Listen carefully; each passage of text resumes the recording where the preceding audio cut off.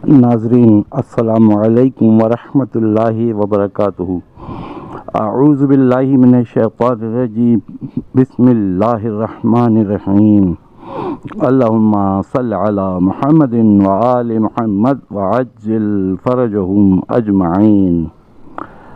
ناظرین، آج ہم در امام جعفر صادق علیہ السلام سے منسوب ایک چیز پیش کر رہے ہیں انہی کے توسل سے، اور یہ ایسی چیز ہے جس کو سب جانتے بھی ہیں، لیکن ذرا سا طریقے کا جو ہے نا وہ بھی وضاحت کرنی ضروری ہوگی۔ ایک تسبیح ہے کہ یہ تسبیح اگر پڑھی نماز کے بعد، واجب نماز کے بعد یہ تسبیح پڑھ لی تو سمجھیں کہ پچھلے سارے گناہ معاف ہو جاتے ہیں۔ امام جعفر صادق علیہ السلام نے فرمایا ہے، اور امام ہی فرماتے ہیں کہ یہ تسبیح اگر اس تسبیح کو میں 1000 رکعت نماز سے زیادہ افضل سمجھتا ہوں۔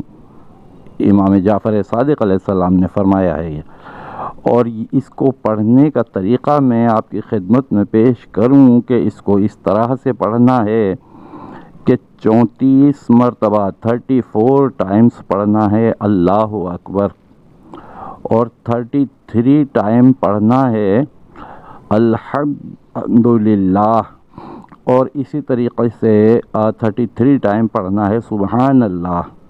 یہ کرنا ہے، اور یہ تسبیح کے 100 دانے مکمل ہو جائیں گے اس طرح سے، لیکن پڑھنا ایسے ہے کہ بالکل آرام سے اور سکون سے، ایسے نہیں کہ جیسے دانے جلدی جلدی چلتے جائیں اللہ اکبر اللہ اکبر اللہ اکبر اللہ اکبر، اس طرح نہیں، بلکہ ایسے پڑھیں اللہ اکبر اللہ اکبر اللہ اکبر الحمدللہ الحمدللہ الحمدللہ سبحان اللہ سبحان اللہ سبحان اللہ۔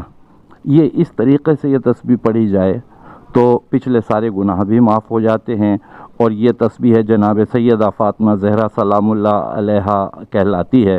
یہ بچوں کے لیے میں دہرا رہا ہوں۔ امام نے فرمایا ہے کہ اپنے بچوں کو یہ تسبیح سکھاؤ، تاکید کی ہے، تو میں امید کرتا ہوں کہ آپ کو یہ پیغام اچھا لگا ہوگا۔ پہلے سے معلوم ہے، بڑوں کو سب کو معلوم ہے، لیکن بچوں کی خاطر میں نے یہ دہرایا ہے تاکہ بچوں کو بھی پتہ چل جائے۔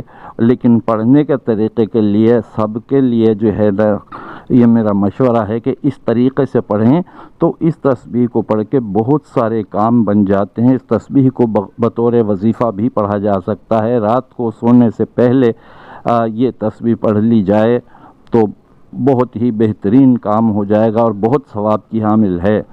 ہر فرض نماز کے بعد میں بتا چکا ہوں کہ اس کو پڑھ لیا تو امام فرماتے ہیں کہ پچھلے سارے گناہ معاف ہو جائیں گے۔